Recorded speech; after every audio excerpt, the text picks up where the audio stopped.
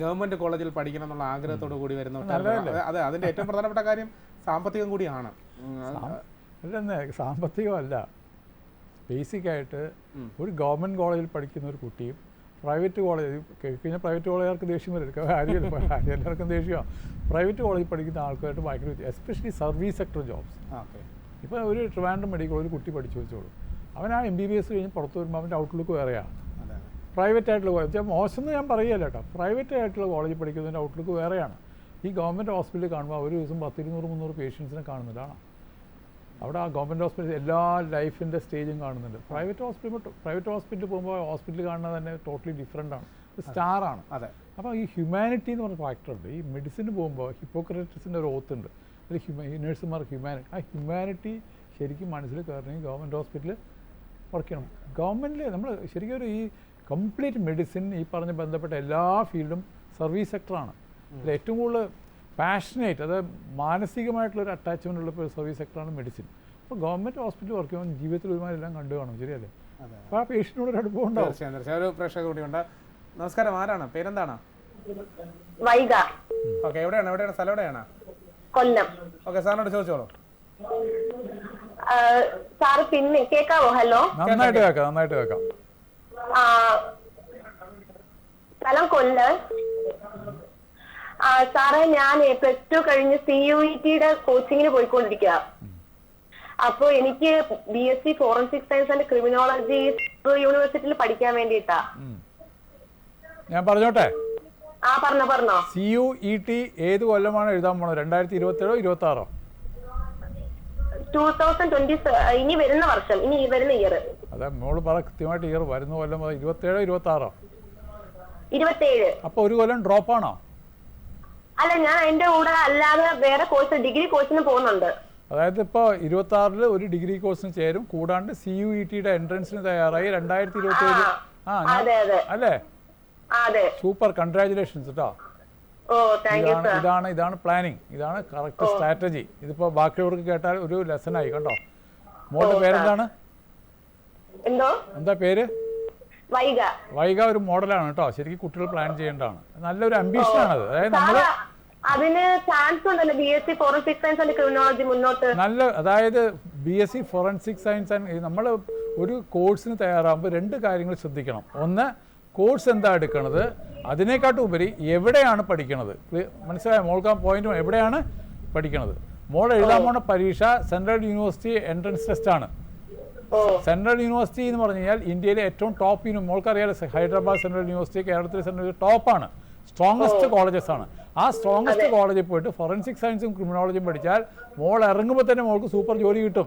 അപ്പം നീ ഒന്നും ആലോചിക്കേണ്ട, ഈ മെത്തേഡിൽ കൂടി പോവുക. അടുത്ത കൊല്ലം ആകുമ്പോൾ CUETക്ക് നല്ല സ്കോർ മേടിച്ച് നല്ല സെൻട്രൽ യൂണിവേഴ്സിറ്റി പോയിട്ട് ഈ ബ്രാഞ്ച് പഠിച്ചോളൂ. ഈ കോഴ്സ് ഡിസ്കണ്ടിന്യൂ ചെയ്യണം കേട്ടോ. Congratulations, super.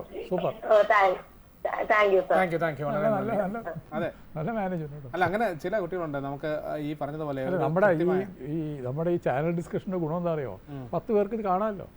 നമുക്ക് ഒരാളോട് ഈ സൂപ്പർ പവർ മാത്രമേ കേൾക്കുള്ളൂ. ഇപ്പോൾ ഒരു 10 പേർക്ക് ഐഡിയ കിട്ടും. നല്ലൊരു ഐഡിയ ഉള്ള മെത്തേഡാണ്, പല ആൾക്കാരും പറഞ്ഞു കൊടുക്കണം. അതാണ് ഈ ഞാൻ നേരത്തെ ചോദിച്ച പോലെ തൊഴിൽ അധിഷ്ഠിതമായിട്ട് പഠിക്കുന്ന ഒരു സാഹചര്യമുണ്ട്. ഇപ്പോൾ വൊക്കേഷണൽ ഹയർ സെക്കൻഡറി തൊഴിലധിഷ്ഠിതമായിട്ടുള്ള കോഴ്സുകളാണ് മുന്നോട്ട് വയ്ക്കുന്നത്. എനിക്ക് തോന്നുന്നു മുൻകാലങ്ങളിൽ മുൻ രാഷ്ട്രപതിയായിട്ടുള്ള APJ അബ്ദുൽ കലാം സാർ ഇവിടെ എത്തിയപ്പോൾ, കേരളത്തിലെത്തിയപ്പോൾ അദ്ദേഹം വിഭാവനം ചെയ്തൊരു കാര്യമാണ് സിദ്ധി 2020 എന്ന് പറയുന്ന ഒരു കാഴ്ചപ്പാടുണ്ടായിരുന്നു. ഞാനും ആ ഒരു പരിപാടിയുടെ ഭാഗമായിട്ടുണ്ടായിരുന്നു. ഞാനൊരു വൊക്കേഷണൽ ഹയർ സെക്കൻഡറി പഠിച്ച ഒരാളാണ്. അപ്പോൾ അന്ന് അദ്ദേഹത്തിൻ്റെ ഒരു വിഷൻ ഉണ്ടായിരുന്നു, ഈ വിഷൻ 2020 എന്ന് പറയുന്ന സിദ്ധി 2020 എന്ന് പറയുന്നൊരു കാഴ്ചപ്പാടുണ്ടായിരുന്നു.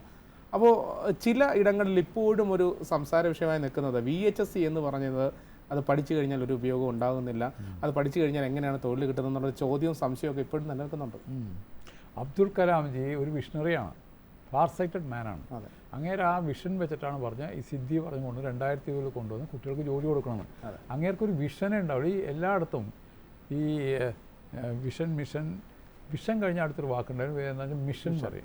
ഇതിപ്പോൾ നിങ്ങളുടെ ഈ ജയ് ഹിന്ദിനും വിഷനും ഉണ്ടാവണം, മിഷനും ഉണ്ടാവണം. വിഷൻ എന്ന് പറഞ്ഞാൽ നമ്മുടെ ഡ്രീമാണ്, മിഷൻ എന്ന് പറഞ്ഞാൽ എൻ്റെ ആക്ഷനാണ്, മിഷനറിയാണ്. ഈ VHSC ഒക്കെ തുടങ്ങി വൊക്കേഷണൽ ഹയർ നല്ലൊരു കോൺസെപ്റ്റാണ്. വൊക്കേഷണൽ കോഴ്സ് ഇത്രയും നല്ല കോഴ്സില്ല. ആ സ്കില്ല് ഡെവലപ്പ് ചെയ്യും, മക്കൾക്ക് ജോലി കൊടുക്കാൻ വേണ്ടിയാണ്. ഫോർ എക്സാമ്പിൾ ബയോളജി പഠിക്കുന്നവർക്ക് +2 ബയോളജി പഠിക്കുന്നവർക്ക് കൂടുതൽ ഫിഷറീസ് സബ്ജക്റ്റ് എടുക്കാം. ഫിഷറീസ് അവർക്ക് ബേസിക് ഫിഷറീസ് മുഴുവൻ പഠിപ്പിക്കുന്നുണ്ട്. പക്ഷേ ആ ഫിഷറീസ് പഠിപ്പിച്ചിട്ട് അവർക്ക് ജോലി കൊടുക്കാനുള്ള അവസരം കൂടി ഗവൺമെൻറ് ഉണ്ടാക്കണ്ടേ? അതെ, ഇൻസ്റ്റിറ്റ്യൂഷൻസ് വരണ്ടേ? അത് വന്നില്ലല്ലോ. നിങ്ങൾക്ക് ഇതൊക്കെ ഉണ്ടാക്കിയിട്ട് ഇൻസ്റ്റിറ്റ്യൂഷനിലേക്ക് എന്ത് ചെയ്യും? അപ്പോൾ ആ വിഷൻ ഗംഭീരം, അതിന് വരെ മെഷീനറി നമുക്ക് പുറകെ ഉണ്ടായില്ല. അപ്പോൾ എന്ത് പറ്റി? ഇവർക്കൊന്നും ജോലിയില്ലാണ്ടായി. ഇപ്പോൾ പ്രശ്നം എന്താണ്? തീർച്ചയായും മടങ്ങി വരാം വിഷയത്തിലേക്ക്. ഇപ്പോൾ ഒരാൾ പ്രതികരണത്തിനായുണ്ട്. നമസ്കാരം, പേരെന്താണ്? ദേവിക. എവിടെയാണ്? എവിടെയാണ് സ്ഥലം? എവിടെയാണ്? കൊല്ലം. ഓക്കെ, സാറിനോട് ചോദിച്ചോളൂ. ഞാനിപ്പം +2 കഴിഞ്ഞ് 92.5% മാർക്കുണ്ട്. 92% മിടുക്കി. പറ മോളെ. ദേവിക പറയും. അപ്പൊ എനിക്ക് LBSന് കിട്ടുമോന്ന് അറിയാം. കേട്ടില്ല, അതല്ല ക്വസ്റ്റ്യൻ കേട്ടില്ല. ക്വസ്റ്റ്യൻ കേട്ടില്ല മോളെ.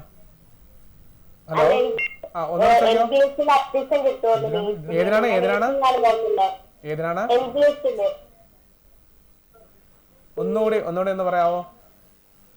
എനിക്ക് LBS, ഞാൻ നേഴ്സിംഗ് ആണ് നോക്കുന്നത്. LBS ആണോ? LBS ലാൽ ബഹദൂർ ശാസ്ത്രി ആണോ? അതെ. LBS എന്ന് പറഞ്ഞ ഒരു ഓർഗനൈസേഷൻ ആണ്. അവിടെ എന്ത് വേണം മോൾക്ക്? എനിക്ക് BSc നേഴ്സിംഗ്. അത് ആദ്യം പറയണം മോളെ കേട്ടോ. LBS നമ്മുടെ മനസ്സ് എവിടെ പോകണം. BSc നഴ്സിംഗ് LBS വഴി പോവാം. എത്ര % മാർക്ക് ഉണ്ട്? 92.5%. 92%. റിസർവേഷൻ ഉണ്ടോ? ഇല്ല, റിസർവേഷൻ ഒന്നും ഇല്ല. റിസർവേഷൻ ഇല്ല. എന്നാ സ്വന്തമായിട്ടൊന്ന് കൈകൊട്ടിക്കോ, സീറ്റ് കിട്ടും ഷുവറാട്ടോ. തിരിച്ചല്ലോ വിനോ, ശരിയായി. ഇപ്പൊ തന്നെ അപ്ലൈ ചെയ്തോ. നമുക്ക് നമ്മൾ ഉദ്ദേശിച്ചമാതിരി ട്രിവാൻഡ്രം മെഡിക്കൽ കോളേജും കോട്ടയം മെഡിക്കൽ കോളേജും കിട്ടില്ലെന്നേ ഉള്ളൂ കേട്ടോ. കേരളത്തെ എവിടെങ്ങാനും മെറിറ്റ് സീറ്റ് 92% ബോർഡർ ലൈനാണ്. ശരിക്കും പറഞ്ഞാൽ ഞാൻ അതാണ് റിസർവേഷൻ ഉണ്ടോ വെച്ചാൽ ബോർഡർ ലൈനാണ്. എന്നാൽ ഇത്തവണത്തെ മാർക്കിന്റെ ഒരു ട്രെൻഡ് വെച്ച് ഞങ്ങൾ നോക്കിയിട്ട് എബോവ് 90 ഉള്ളവർക്ക് നല്ല ചാൻസ് ഉണ്ട്. ഒന്നും പഠിക്കേണ്ട, നഴ്സിംഗ് പഠിച്ചോളൂ, നല്ലൊരു നേഴ്സായിട്ട് വരിക. എവിടെ അഡ്മിഷൻ ആ ഒരു തെറ്റിദ്ധാരണ മനസ്സിൽ നിന്ന് മാറ്റണം കേട്ടോ. ഗവൺമെൻറ് കോളേജിൽ കിട്ടണം. എല്ലാ കോളേജും നല്ലതാണ്. എന്താ വെച്ച് കഴിഞ്ഞാൽ നഴ്സിംഗ് കോഴ്സ് എവിടെ നടത്തുന്നുണ്ടോ അവർക്ക് നിർബന്ധമായിട്ട് ഒരു ഹോസ്പിറ്റൽ വേണം. ഹോസ്പിറ്റലില്ലാണ്ട് നഴ്സിംഗ് കോളേജ് ലൈസൻസ് കൊടുക്കില്ല. കേരളത്തിലെ എല്ലായിടത്തും ഹോസ്പിറ്റലുണ്ട്. നഴ്സുമാർക്ക് ഒരു നല്ലൊരു പ്രൊഫഷണലാണെങ്കിൽ അവിടെ ട്രീറ്റ് ചെയ്യാനുള്ള പേഷ്യൻസ് വേണം.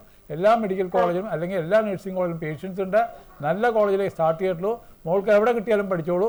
പഠിച്ചിറങ്ങിയാൽ 4 കൊല്ലത്തെ BSc കോഴ്സ് പാസ്സായി വന്നാൽ നമുക്ക് ജോലി ചെയ്യാം കേട്ടോ. All the best. വളരെ താങ്ക് യു. ഏതായാലും ഞാൻ പറഞ്ഞു തന്നെ, അപ്പോൾ ഇത്തരത്തിലുള്ള ഒരു സാഹചര്യം ഉണ്ട്. അപ്പോൾ ഈ തൊഴിലധിഷ്ഠിതമായ കോഴ്സുകൾ എന്ന് പറയുന്ന സാഹചര്യത്തിലേക്ക് വൊക്കേഷണൽ ഹയർ സെക്കൻഡറിയുടെ +2 നിങ്ങൾ പറഞ്ഞ മാതിരി ഒരു സമയത്ത് ഗവൺമെൻറ് ഇൻട്രൊഡ്യൂസ് ചെയ്ത വൊക്കേഷണൽ കോഴ്സ് ക്ലിക്കായില്ല. അത് നമ്മൾ ഗവൺമെൻറ് നമ്മൾ തെറ്റിദ്ധരിക്കേണ്ട. എല്ലാ കാര്യങ്ങളും നമുക്ക് സക്സസ്ഫുൾ ഒന്നും ആവില്ല. നല്ല വിഷനാണ് കൊണ്ടുവന്നത്. ഇപ്പം നിങ്ങൾക്ക് അതിന് ഡിഗ്രി ലെവൽ BVOC എന്ന് പറയുന്ന കോഴ്സ് വന്നിട്ടുണ്ട്. അത് +2 മാറ്റി അവിടെ കൊണ്ടുവന്നു. ഭയങ്കര സ്കോപ്പാണ്. ഇപ്പോൾ കുറേ കുട്ടികൾ പോകുന്നുണ്ട്. അതിൽ എന്ത് പറ്റിയെന്ന് വെച്ച് കഴിഞ്ഞാൽ നിങ്ങൾക്ക് ഈ +2 ഇത് ഇൻട്രൊഡ്യൂസ് ചെയ്ത പ്രശ്നം എന്താ വെച്ച് കഴിഞ്ഞാൽ മക്കളെല്ലാം ഫിസിക്സും കെമിസ്ട്രിയും ബയോളജിയും മാത്സും ഒക്കെ പഠിക്കണം. കൂടെ വൊക്കേഷണൽ സബ്ജക്റ്റും പഠിക്കണം. അതിന് കൂടുതൽ ഇമ്പോർട്ടൻസും കൊടുത്തു. ജോലിയും കിട്ടാണ്ടായി. അപ്പോൾ ജനറൽ ഒരു ഫീ അപ്പോൾ വെച്ചാൽ ഒരു സ്കൂളിലുള്ള കരിക്കുലത്തിൽ വൊക്കേഷണൽ സബ്ജക്റ്റും പഠിക്കണം, ഇത് പഠിക്കുക അവർക്ക് സ്ട്രെസ്സായി. അങ്ങനെ വൊക്കേഷണൽ കോഴ്സ് പഠിച്ച മക്കൾക്ക് എന്ത് പറ്റി? ജോലിയും കിട്ടണില്ല, ഒരു മാർക്കും കുറയണു. അതുകൊണ്ട് എന്താ പറ്റി? ഇപ്പോൾ എവിടെ പോയാലും ഏത് സ്കൂളിൽ +2 പോയാലും വൊക്കേഷണൽ ഹയർ സെക്കൻഡറി സ്കൂൾ പഠിക്കുന്ന കുട്ടി 2ാം തരം, അത് തെറ്റാണത് മനുഷ്യരുടെ ഫീല്. 2ാം തരം ഒരു കോൺസെപ്റ്റ് വന്നുപോയി, ഒരു വിശ്വാസം വന്നുപോയി. അതാണ് ഇതിൻ്റെയൊക്കെ മാറ്റം. അതൊക്കെ നമ്മൾ ഗവൺമെൻറ് ഓരോ പ്രോജക്ട്സ് കൊണ്ടുവരും. എല്ലാ പ്രോജക്റ്റൊക്കെ സക്സസ് ആയില്ല. ഇവിടെ മാത്രമൊന്നുമില്ല, US-ൻ്റെ പ്രോജക്റ്റ് സക്സസ് 12% ഉള്ളൂ. 100 പ്രോജക്റ്റ് കൊണ്ടുവന്നാൽ 88 ഫെയിലിയർ. അതൊക്കെ നോക്കുമ്പോൾ നമ്മൾ എത്രയോ സക്സസ്ഫുൾ ആണ്. നമ്മളെപ്പോഴും നമ്മളെ തന്നെ ഈ കണ്ണാടി കാണുമ്പോൾ മോശമായിട്ട് കാണണം, മനസ്സിലാവും. ഇനി ഇവിടെ എന്താ വെച്ചാൽ എക്സ്പ്രഷൻ ഉണ്ട്, എന്തിനും പറയാം, തെറ്റായി പോയി എന്നൊക്കെ പറയുമ്പോൾ ഗവൺമെൻറ് അപ്സെറ്റ് ആവും. നോക്കണ്ട, എല്ലാം നല്ലതിനാണ്. തീർച്ചയായും. മറ്റൊന്ന് ഈ പറഞ്ഞ പോലെ ഇപ്പോൾ ഈ 10ാം ക്ലാസ് കഴിഞ്ഞ് +2ലേക്ക് പോകുമ്പോഴും വലിയൊരു ആശങ്ക വെക്കുന്നുണ്ട്. കാരണം 10 വരെ പഠിച്ചതുപോലെയല്ല. 10ൽ നമുക്ക് ഒരുപാട് സബ്ജക്റ്റുകൾ ഉണ്ടായിരുന്നു. അതെല്ലാം പഠിച്ചു കഴിഞ്ഞതിന് ശേഷം ഒരു സബ്ജക്റ്റിലേക്ക് മാത്രം മാറുന്നൊരു സാഹചര്യമുണ്ട്. അതിനെങ്ങനെയാണ് തരണം ചെയ്യാൻ കഴിയുക? അല്ല, അതില്ല, അങ്ങനെയല്ല. അത് തെറ്റായ ധാരണയാണത്. ശരിക്കും മനസ്സിലാകണം. അപ്പോൾ പണ്ട് അങ്ങനെയൊക്കെ ആയിരുന്നു. ബയോളജി പഠിച്ചാൽ സുവോളജി, ബോട്ടണി. അപ്പോൾ അതൊന്നുമല്ല, നിങ്ങൾക്ക് വിശ്വസിക്കാൻ പറ്റില്ല. ഒരു ബയോമാത്സ് പഠിച്ച കുട്ടിക്ക് 63 ഡിഗ്രി കോഴ്സ് പഠിക്കുക. എത്ര? 60. ഇപ്പോൾ ഒരു കുട്ടി പറഞ്ഞു ചോദിച്ചില്ലേ, ഫോറൻസിക് സയൻസ്. അതെ, നിങ്ങൾ പഠിക്കുമ്പോൾ കേട്ടോ. തീർച്ചയായും തിരികെ വരാം. ഇപ്പോൾ ഒരു പ്രേക്ഷകനുണ്ട്. നമസ്കാരം. ഹലോ. പേര് പറഞ്ഞോളൂ. എവിടെയാണ് സ്ഥലം? എവിടെയാണ്? പാലക്കാട്. ഓക്കെ, ചോദിച്ചോളൂ, സാറിനോട് ചോദിച്ചോളൂ. ഹലോ. അതിര പറയൂ. സാർ, ഞാൻ ഇപ്പൊ +2 കഴിഞ്ഞതാണ്. അപ്പോ ഞാനിപ്പോ CUETയുടെ എക്സാം എഴുതിയിട്ടുണ്ടായിരുന്നു. പറയൂ. അതിലെനിക്ക് BSc അഗ്രികൾച്ചർ കിട്ടണമെന്നായിരുന്നു.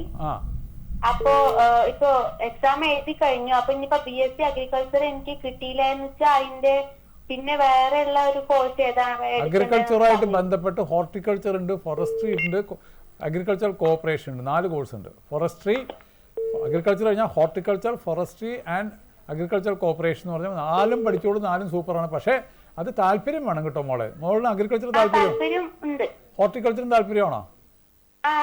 നോക്കിയോ ഹോർട്ടിക്കൾച്ചർ എന്താന്ന്? പറഞ്ഞോ.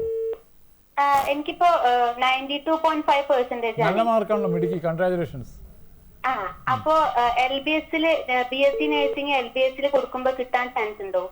ഇപ്പൊ എനിക്ക് തോന്നുന്നത് മോള് തന്നെ ചോദിച്ചുമായിരിക്കണം, പേര് വ്യത്യാസം. ഒരു കുട്ടിക്ക് ഇതേ ആൻസറാണ് കൊടുത്തത്. ബോർഡർ ലൈൻ മാർക്കാണ്. റിസർവേഷൻ ഇല്ലെങ്കിൽ ബോർഡർ ലൈൻ മാർക്ക് വെച്ചാൽ കിട്ടില്ല. പക്ഷേ ഇത്തവണത്തെ ട്രെൻഡ് അനാലിസിസ് ഉണ്ട്, +2 മാർക്കിൻ്റെ ട്രെൻഡ് അനാലിസിസിൽ 90 വരെ കിട്ടാമെന്നാണ്. വെച്ചാൽ കുറച്ച് കോളേജുകളും വന്നിട്ടുണ്ട്. 90% ഉള്ളവർക്ക് ഒരു നഴ്സിംഗ് കിട്ടും. അതിന് വേറൊരു കാരണം എന്താ വെച്ച് കഴിഞ്ഞാൽ കുറച്ചധികം പാരാമെഡിക്കൽ കോഴ്സ് തുടങ്ങിയിട്ടുണ്ട്. കുറേ ആൾക്കാർ നഴ്സിംഗ് പഠിക്കുന്നവരെ അടുത്ത ഓപ്ഷൻ പാരാമെഡിക്കലാണ്. അപ്പോൾ കുറച്ച് കുട്ടികൾ അങ്ങോട്ട് ഷിഫ്റ്റ് ചെയ്യുമ്പോൾ 90% വരെ കിട്ടാൻ ചാൻസ് ഉണ്ടെന്നാണ് ഒരു ഗസ് വന്നേക്കാണ്. അപ്പോൾ അത് കാരണം നല്ല ഒരു ഓപ്പൺ മൈൻഡഡ് ആയിട്ട് പോസിറ്റീവ് ആറ്റിറ്റ്യൂഡിൽ അപ്ലൈ ചെയ്തോളൂ, കിട്ടുന്ന ഞാൻ പറഞ്ഞു കേട്ടോ. അപ്പൊ അത് കിട്ടും. അപ്പൊ ചെറിയ റിസർവേഷൻ അഡ്വാൻറ്റേജ് ഉണ്ടല്ലോ, അപ്പൊ കിട്ടും, തീർച്ചയായിട്ടും കിട്ടും കേട്ടോ. അത് വിരോധമില്ല. ആ ഒരു കാറ്റഗറിയിൽ കിട്ടിക്കോളും, 90% കിട്ടിക്കോളും കേട്ടോ. ഓക്കെ, എന്നാ all the best. Thank you.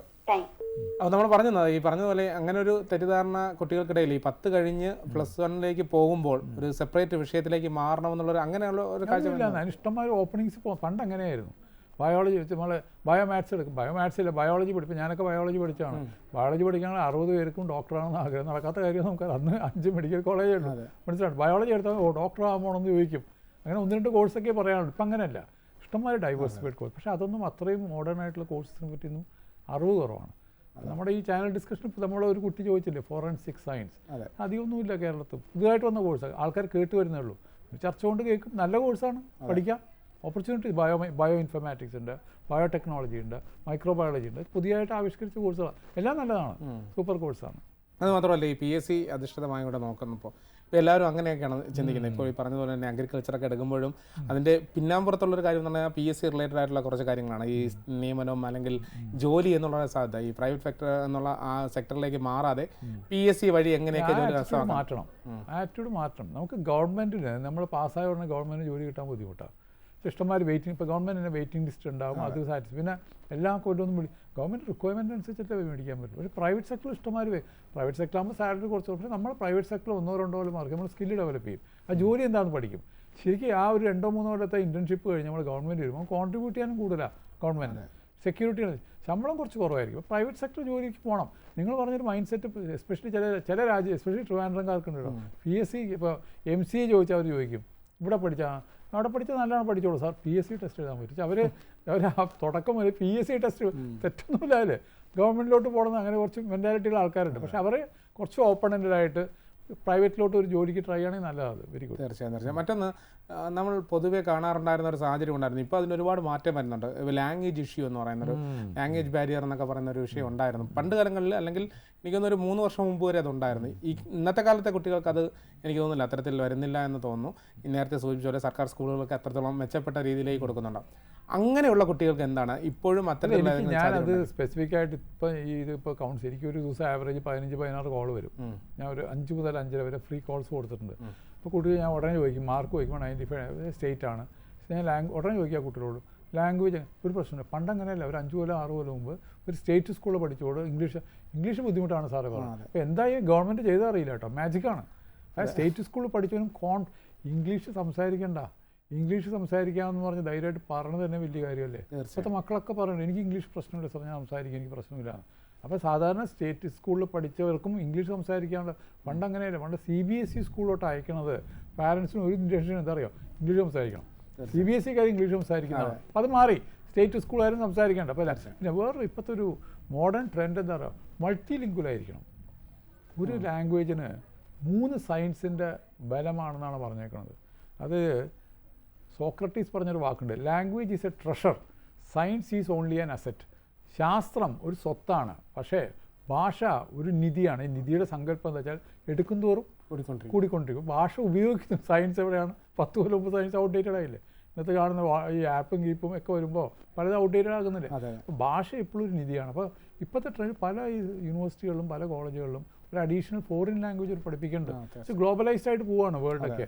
അപ്പോൾ ഒരു ഈ പറഞ്ഞ മാതിരി ഒരു ഫ്രഞ്ചോ ഒരു സ്പാനിഷോ അല്ലെങ്കിൽ ഇപ്പോൾ ഏറ്റവും കൂടുതൽ ആൾക്കാർ പോകുന്നത് ജർമ്മൻ. എല്ലായിടത്തും എല്ലാ മുക്കിലും മൂലയ്ക്കും ജർമ്മൻ ലാംഗ്വേജ് അതൊന്നും പഠിപ്പിക്കുന്നത് 10ാം ക്ലാസ്സിൽ ഒരു ലാംഗ്വേജ് പഠിച്ചാലുണ്ട് ഭയങ്കര അഡ്വാൻറ്റേജ് ആണ്. അപ്പോൾ ലാംഗ്വേജിന് നമ്മളിപ്പോൾ ഇമ്പോർട്ടൻസ് കൊടുക്കണം. തീർച്ചയായും. ഇത് മാത്രമല്ല ഇപ്പോൾ പ്രശ്നം പ്രതികരിക്കുന്നത്. നമസ്കാരം, പേരെന്താണ്? നമസ്കാരം. എന്റെ മോന്റെ കാര്യത്തിനോടാണ്. തീർച്ചയായും ചോദിച്ചോളൂ, സാറിനോട് ചോദിച്ചോളൂ. സാറേ, മോൻ ഇപ്പോൾ കീമിൽ കിട്ടിയിട്ടുണ്ട്. കീമിൽ 97% മാർക്ക് കിട്ടിയിട്ടുണ്ട്. കീമില് 97%. 97%. പിന്നെ +2 കിട്ടിയിരിക്കുന്ന 96.7 മാർക്ക്. അപ്പൊ അന്നേരം ഇവൻ ഇപ്പോൾ മോൻ ഇപ്പോൾ വെല്ലൂർ VIT എൻട്രൻസ് വന്നിട്ടുണ്ട്. പിന്നെ അപ്പൊ ഞാൻ ഒരു കൺഫ്യൂഷൻ ഇരിക്കുവോ സാർ? അപ്പൊ എന്തോ വേണം സാർ? VIT ഏതാ ബ്രാഞ്ച്? VIT എടുത്തേക്കുന്ന ഇലക്ട്രോണിക്സ് ആൻഡ് കമ്മ്യൂണിക്കേഷൻ. ഇവിടെ എന്താ ഓപ്റ്റ് ചെയ്യാൻ പോണേ? ഈസി തന്നെ. ഇവിടെ തിരുവനന്തപുരത്ത് നമ്മൾ കേരളത്തിൽ അതാണ് ചോയ്സ് വെച്ചേക്കുന്നത്. കേരളത്തിൽ ഈസി തന്നെയാണോ? ആ, കേരളത്തിൽ ഈസി തന്നെ. അപ്പൊ നിങ്ങളുടെ ഇപ്പൊ കൺഫ്യൂഷൻ VIT പോണോ കേരളത്തിൽ പഠിക്കണമെന്നാണോ?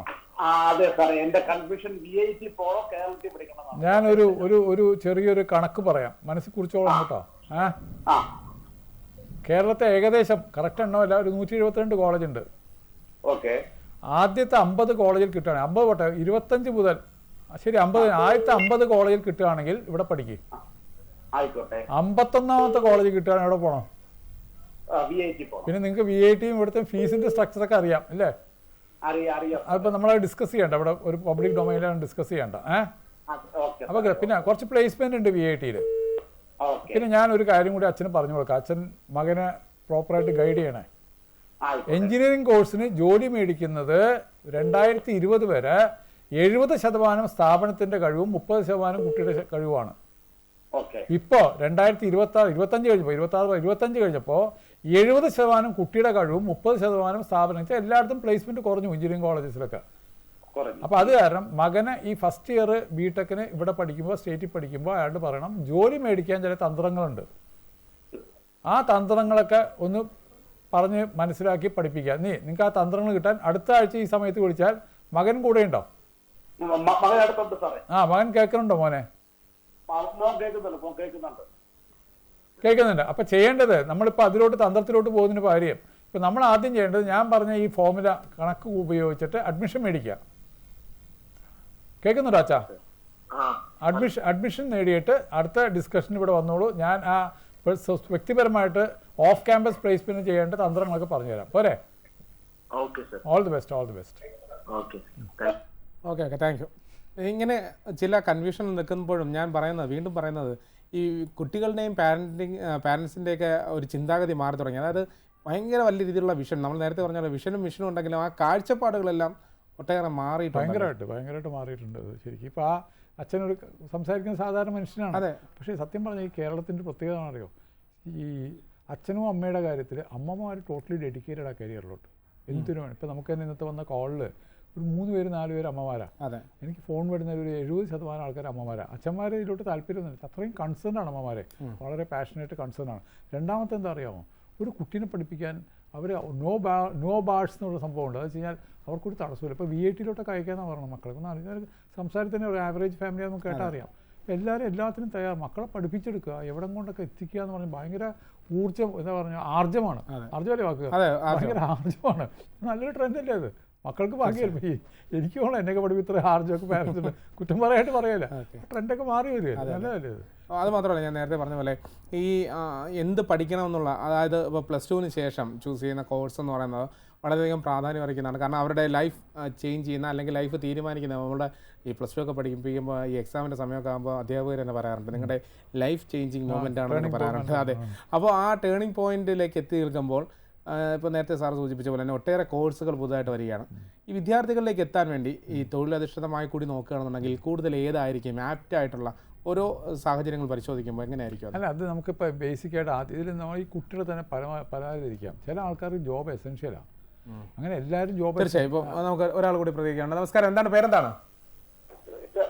എറണാകുളത്ത് നിന്ന് രതീഷാണ്. നമസ്കാരം, പറഞ്ഞോളൂ, ചോദിച്ചോളൂ സാറിനോട്. സാർ നമ്മുടെ +2 ശേഷമുള്ള ഇന്റഗ്രേറ്റഡ് MSc മാത്സ് കോഴ്സിന്റെ സ്കോപ്പ് ഒന്ന് പറയാമോ സാർ? ട്രമെൻഡസ് സ്കോപ്പ്, നല്ലതാണ്. ഒന്നും ആലോചിക്കുക. എവിടെയാണ് സ്ഥലം? സ്ഥലം എൻട്രൻസുകൾ എഴുതിയിട്ടുണ്ട്. അതല്ല, ഏത് CUETയുടെ എൻട്രൻസ് ആണ്? ഏത് എൻട്രൻസ് എഴുതിയേക്കണം? നമ്മൾ കൊച്ചിൻ യൂണിവേഴ്സിറ്റിയുടെ കൊച്ചിൻ, അതാണ്. അപ്പോൾ കൊച്ചിൻ യൂണിവേഴ്സിറ്റിയുടെ ആണല്ലോ. കൊച്ചിൻ യൂണിവേഴ്സിറ്റിയുടെ എൻട്രൻസ് പ്രകാരം മെയിനായിട്ട് അഡ്മിഷൻ കൊച്ചിൻ യൂണിവേഴ്സിറ്റിയുടെ അതിൻ്റെ അഫിലിയേറ്റഡ് കുറച്ച് കോളേജസേ ഉള്ളൂ, അതിന് മാത്രമേ ഉള്ളൂ അഡ്മിഷൻ. കൊച്ചിൻ യൂണിവേഴ്സിറ്റി അടിയിൽ വരുന്ന കോളേജുകളിൽ MSc ഇൻ്റഗ്രേറ്റഡ് മാത്സ് അഡ്മിഷൻ കിട്ടുകയാണെങ്കിൽ രണ്ടാമത് ചിന്തിക്കേണ്ട, പോയിക്കോളുക, ധൈര്യമായിട്ട് പോയിക്കോളുക. നല്ല കോഴ്സാണ്. ജോലി കിട്ടാൻ സാധ്യതയും കൂടുതലാണ്. മനസ്സിലാവണ്ടോ? പിന്നെ അച്ഛൻ ശ്രദ്ധിക്കണ്ടോ? മിസ്റ്റർ രതീഷ് ശ്രദ്ധിക്കണുണ്ടോ? ഹലോ, അതാ പറഞ്ഞത്, ഇടയ്ക്ക് പറഞ്ഞു ഞാൻ. അതായത് കൊച്ചിൻ യൂണിവേഴ്സിറ്റിയുടെ അഫിലിയേറ്റഡ് കോളേജസും കൊച്ചിൻ യൂണിവേഴ്സിറ്റി സെൻറ്ററിലും MSc ഇൻ്റഗ്രേറ്റഡ് മാത്സ് കിട്ടുകയാണെങ്കിൽ രണ്ടാമത് ചിന്തിക്കാണ്ട് ധൈര്യമായിട്ട് ചേരുക, പ്ലേസ്മെൻറ്റ് കിട്ടും, ജോലി കിട്ടും. പിന്നെ ഒരു കാര്യം ഞാൻ പറയാം, ശ്രദ്ധിച്ച് കേട്ടോളൂ കേട്ടോ. മാത്സിന് ഇന്ന ജോലി എന്ന് പറഞ്ഞില്ല. മെക്കാനിക്കൽ എഞ്ചിനീയറിംഗ് പഠിച്ച ആൾക്ക് ഇന്ന ജോലി, മനസ്സിലാണ്ട? നമ്മുടെ ആങ്കറായിട്ട് മിസ്റ്റർ കുഞ്ചുവിന് ജേർണലിസം പഠിച്ച ആളാണ്. നിങ്ങൾക്ക് അറിയാം, പഠിക്കുമ്പോൾ തന്നെ ഇന്നടത്ത് ജോലി കിട്ടുന്നറിയാം. അങ്ങനെ മാത്സ് പഠിച്ചുകൊണ്ട് ഇതാ ഈ ഇൻഡസ്ട്രി എന്ന് പറഞ്ഞില്ല. അത് കാരണം MSc മാത്സ് പഠിക്കുമ്പോൾ ഏതെങ്കിലും ഇൻഡസ്ട്രിയിൽ ജോലി കിട്ടാനുള്ള ആഡ് ഓൺ കോഴ്സ് പഠിക്കണം. അതിന് പറയുന്നത് ആഡ് ഓൺ കോഴ്സ് എന്ന് പറയും. അപ്പോൾ മോനോട് പറയുക, 5 കൊല്ലം ഇൻ്റഗ്രേറ്ററിന് ചേരുക, 1-2 കൊല്ലം നന്നായിട്ട് മാത്സ് സ്ട്രോങ് ആയിട്ട് കോൺസെൻട്രേറ്റ് പഠിക്കുക. 3rd ഇയർ മാത്രമേ ഞാൻ ഓൺലൈനായിട്ട് ഒരു ആഡ് ഓൺ കോഴ്സ് പഠിച്ചാൽ നമ്മൾ add on course 10-36 add on course ഉണ്ട്. ഞാൻ ഒരു ചെറിയ എക്സാം, കമ്പ്യൂട്ടേഷണൽ മാത്തമാറ്റിക്സ് മോനെ ശ്രദ്ധിക്കണ്ടോ? Fuzzy maths, computational maths, 2 add on കോഴ്സാണ്. ഇനി മാത്സ് പഠിക്കുന്നവർക്ക് ഏറ്റവും നന്നായിട്ട് പഠിക്കാവുന്ന ഒരു കോഴ്സാണ് ഡാറ്റ അനാലിറ്റിക്സ്. ഭയങ്കര സ്കോപ്പാണ്. ഡാറ്റ അനാലിറ്റിക്സ് പഠിക്കാം. മാത്സ് പഠിക്കുന്നവർക്ക് ഏറ്റവും നന്നായിട്ട് പഠിക്കാവുന്ന ഒരു കോഴ്സാണ് AI. AI-യുടെ ബാക്ക്ഗ്രൗണ്ട് തന്നെ മാത്സ് ആണ്. അപ്പോൾ ഇതിൻ്റെ കൂടെ AI പഠിക്കുക, ഒരു IT കോഴ്സ് പഠിക്കുക, ഒരു കമ്പ്യൂട്ടേഷണൽ മാത്സ് പഠിക്കുക, ഫസി മാത്സ് പഠിക്കുക, ജോലി കിട്ടും. ഓക്കെ, വളരെ നന്ദി.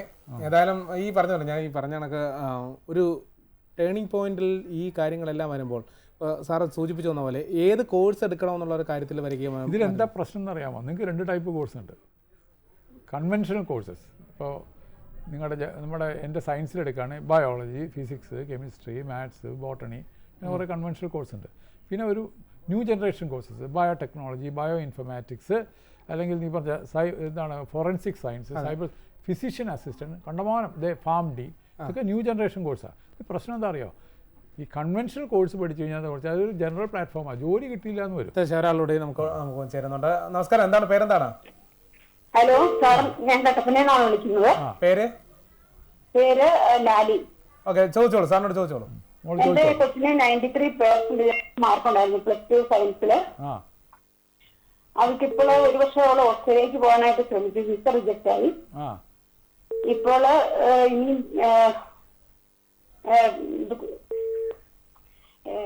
ഫിസിയോതെറാപ്പി പഠിക്കാനായിട്ട് നോക്കുന്നു.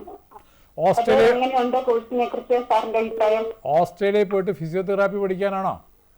ഓസ്ട്രേലിയയിൽ പോകുന്ന റിജക്റ്റ് ആയി. അപ്പൊ എവിടെ ഇപ്പൊ പഠിക്കാൻ പോണേ? കേരളത്തിലെ ഫിസിയോതെറാപ്പി പഠിക്കണം. അമ്മ ഈ പ്രോഗ്രാം മുഴുവൻ കേട്ടാൽ ചിലപ്പോൾ അമ്മയ്ക്ക് ഒരു ഇതിന് മുമ്പത്തെ ക്വസ്റ്റ്യൻ ഇതേ ക്വസ്റ്റ്യൻ തന്നെയാ വന്നത്. ആൺകുട്ടിയോ പെൺകുട്ടിയോ?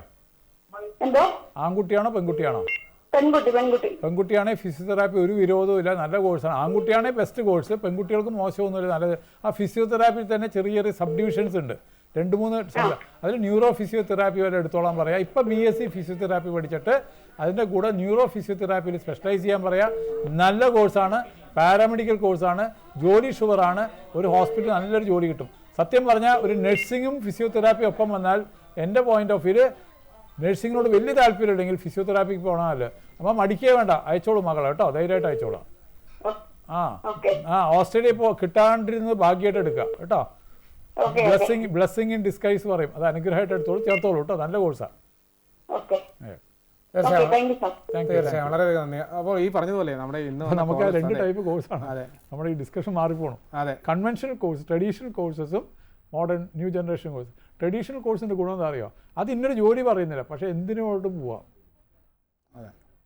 പ്രൊഫഷണൽ ഈ പറഞ്ഞ ന്യൂ ജനറേഷൻ കോഴ്സിന് പോയി കഴിഞ്ഞാൽ ഇപ്പോൾ ഒരു കുട്ടി ചോദിച്ചില്ലേ, BSc ഫോറൻസിക് സയൻസ് പഠിച്ചു. ഫോറൻസിക് സയൻസ് ബന്ധപ്പെട്ട ജോലികൾ കുറച്ച് കുറവാണ്. ആ കുട്ടി പോയിട്ട് ബാങ്കിന് പോയി കഴിഞ്ഞാൽ ആദ്യം ചോദിക്കുന്ന ചോദ്യം ഈ ഫോറൻസിക് എന്തിനാണ് പഠിച്ചത്? ഡിമോറലൈസിങ് ക്വസ്റ്റ്യനാണ്. ആ കുട്ടിക്ക് പോകാനും മടിയാണ്, എടുക്കുന്നവർക്കും മടിയാണ്. അപ്പോൾ നമ്മൾ ഈ സ്പെഷ്യാലിറ്റി കോഴ്സിൻ്റെ ഒരു ഡിസഡ്വാൻറ്റേജ് നമ്മളുടെ ആ പ്ലാറ്റ്ഫോമാണ്. അപ്പോൾ എന്താ വേണ്ടത്? ഒരു കുടുംബപരമായിട്ടുള്ള അനലൈസ് ചെയ്യുക. കുട്ടിക്ക് ഇറങ്ങി തന്ന ജോലി വേണം, ഉടനെ ജോലി കിട്ടണം, എന്തെങ്കിലും ജോലി കിട്ടണം. ഈ ജോബ് ഓറിയൻറ്റഡ് കോഴ്സിന് പോവുക, കുറച്ചുകൂടി പഠിപ്പിക്കാൻ സൗകര്യമുണ്ട്. നമ്മൾ ഒരു ഡിഗ്രി അങ്ങനെ പണ്ടെങ്ങനെ അറിയാമോ? പ്രീ ഡിഗ്രിയാണ്. ഡിഗ്രിക്ക് പഠിക്കുന്നില്ല, ഇതാണ് ഡിഗ്രി എന്നേ പറയുള്ളൂ. ഡിഗ്രിക്ക് പോകണില്ലേ? ഡിഗ്രിക്ക് പോകാൻ വെച്ചാൽ ഒരു റെസ്പെക്റ്റാണ്. അവൻ ഡിഗ്രിക്ക് പഠിക്കുന്നുണ്ട്, അവൻ ഡിഗ്രി ഉണ്ട് കേട്ടോ, ഡിഗ്രി പാസ്സായതിനാട്ടോ. അത് പറയാം. ഡിഗ്രി എന്ന് പറഞ്ഞാൽ ശരിക്കും സോഷ്യൽ സിമ്പിളും എഡ്യൂക്കേഷൻ സിമ്പിളാണ്. നമ്മൾ ഈ ഓടിപ്പറഞ്ഞൊന്നും വിക്രാന്തൊന്നും കാണിക്കേണ്ട. ഒരു ജനറൽ കോഴ്സ് പഠിച്ചിട്ട് പിന്നെ പതുക്കെ മാറിയാൽ തീർച്ചയായും സൈഡിലോട്ട് മാറിയാൽ മതി. ഏതായാലും നമുക്ക് ഇന്ന് ഒട്ടേറെ പ്രേക്ഷകർ പ്രതികരിക്കുന്ന ഒരു സാഹചര്യം ഉണ്ടായിരുന്നു. ഒട്ടേറെ പേരാണ് ഇതുമായി ബന്ധപ്പെട്ട് സംശയങ്ങളുമായിട്ടൊക്കെ ബന്ധപ്പെട്ട് വന്നത്. ഏതായാലും വളരെയധികം നന്ദി. ഈ പറഞ്ഞതുപോലെ പ്രേക്ഷകരുടെ ഒരു സംശയങ്ങളുണ്ടായിരുന്നു, അതുപോലെ നല്ല ചോദ്യങ്ങളായിരുന്നു. നല്ല വിഷനോട് കൂടിയായിരുന്നു കുട്ടികളും മാതാപിതാക്കളും എല്ലാം. അഡ്വാൻസ്ഡ് ആണ് കുറച്ചുകൂടി. സത്യം പറഞ്ഞാൽ എൻ്റെ സന്തോഷമേ ഒരു 10-40 സാധാരണ BC കഴിഞ്ഞിട്ട് എവിടെ പോകണമെന്ന് ചോദിക്കണേ ഇങ്ങനത്തെ ക്വസ്റ്റ്യനാണ് നമുക്ക് സന്തോഷം ഉണ്ടാകും. നമുക്ക് ഒരു ചലഞ്ചിങ് ആണ്. തീർച്ചയായും. ഏതായാലും വളരെയധികം നന്ദി. നമുക്കിനി ഏതായാലും നെക്സ്റ്റ് സ്റ്റെപ്പ് ഇവിടെ അവസാനിക്കുന്നില്ല. നമുക്ക് കൂടുതൽ സംശയങ്ങളും കൂടുതൽ വിശേഷങ്ങളുമായി അടുത്ത ആഴ്ച കാണാം. അതുവരെ വളരെയധികം നന്ദിയോടുകൂടി സാർ വളരെയധികം നന്ദി. ഏതായാലും ഈ ഒരു വിഷയവുമായി ബന്ധപ്പെട്ട് ഇത്തരത്തിലുള്ള ഈ സംശയ ദൂരീകരണം എന്ന് പറയുന്നത് വളരെ പ്രധാനപ്പെട്ട കാര്യമാണ്. അത് എഡ്യൂക്കേഷൻ മേഖലയിൽ കൂടി ആകുമ്പോൾ അത് വളരെയധികം സന്തോഷമുള്ള ഒരു കാര്യമാണ്. ഏതായാലും നമുക്ക് അടുത്ത ആഴ്ച കാണാം. ജയ് ഹിന്ദ്. Thank U.